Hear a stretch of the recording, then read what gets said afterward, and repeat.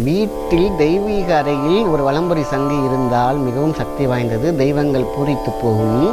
தெய்வங்கள் என்னெல்லாம் சமிக்கை செய்கிறார்களோ அது வலம்புரி சங்கு மூலியமாக கிடைக்கும். இன்றைக்கி அந்த காலத்துலலாம் பார்த்திங்கன்னா குழந்தைங்களுக்கு வலம்புரி சங்கு பால் ஊட்டுவார்கள். ஆரோக்கியத்துடன், சக்தியுடன், புத்தி கூர்மையுடன் இருப்பாங்க. நீண்ட ஆயுளோடு இருந்திருக்காங்க.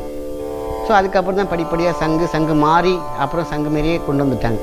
ஆக பழமைக்கு சங்கு ஊற்றிட்டாங்க. அதான் விஷயம். பட் ஆனால் வீட்டில் நமக்கு சங்கு அவசியம். அதை பார்த்திங்கன்னா அப்படி வச்சுட்டிங்க அப்படி கேட்டிங்கன்னா ஒரு பச்சரிசி, அதாவது தட்டு மேலே பச்சரிசி மேலே வைங்க.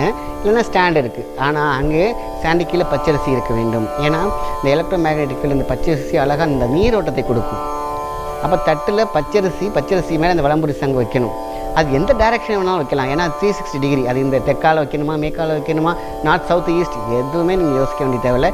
எந்த டைரெக்ஷன்லாம் வைக்கலாம். ஏன்னால் அது